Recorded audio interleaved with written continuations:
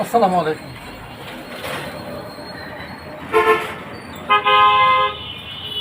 আসসালামু আলাইকুম।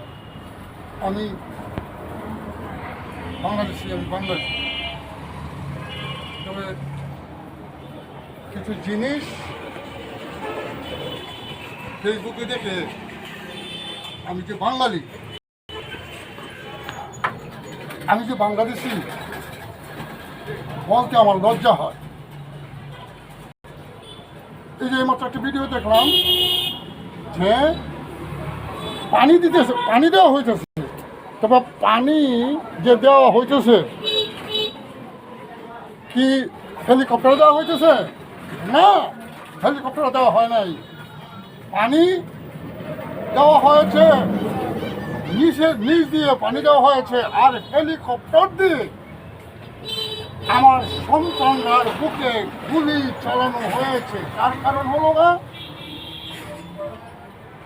কি কি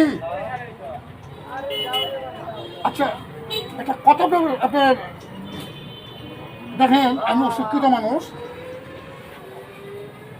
তবে যদি হেলিকপ্টার দেওয়া বোমা চালানো, হেলিকপ্টার দেওয়া গুলি করা, সেটা যদি কোনো বহির্কৃত যদি কোনো রাষ্ট্রে আমার দেশে হামলা করতো, তাহলে কিন্তু আমরা হেলিকপ্টারে গুলি আপনার করতে পারতাম। আর এখন আপনার হেলিকপ্টার দেওয়া হচ্ছে গুলি আর নিচে দিচ্ছে পানি। এই যদি হয় আমার দেশের মানুষের প্রতি যে নির্মম অত্যাচারটা হয়েছে, এটা আপনার মেনে নেওয়া যায় না। তবে আমি বলবো যে আমার যে সন্তানরা এবং পাবলিক, আমার মতো পাবলিকের কিন্তু মারা গেছে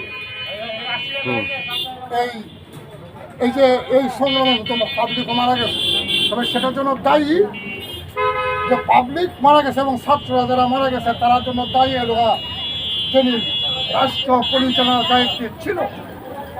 আর পুলিশ সদস্য যারা মারা গেছে তাদের জন্য দায়ী হলো না যিনি পুলিশ প্রধান ছিলেন। তাদেরকে এনে বিচার আওতায় এনে তাদেরকে বিচারের আওতায় না, তাদেরকে বিচার করা উচিত। এই দেশের মানুষের বুকে গুলি চালানোর জন্য, এই দেশের মানুষের বুকে গুলি চালানোর জন্য কে তাকে বলেছিল?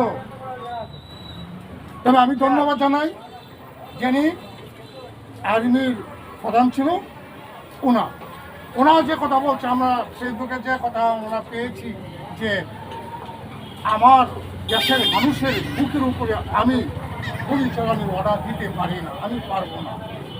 আপনি কি করবেন করেন।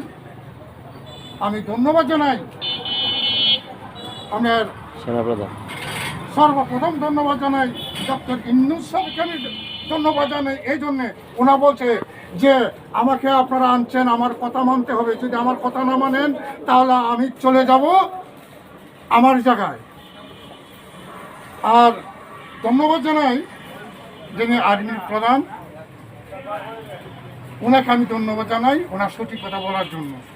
আসুন আমরা সবাই আমরা এই সোনার বাংলাকে আমরা আবার নতুনভাবে সুন্দরভাবে আমাদের সন্তানের রক্তের বিনিময়ে আমরা আমার সন্তানের দিকেছে আমরা আবার সুন্দর ভালোভাবে আমরা সোনার বাংলাকে গড়ে তুলি।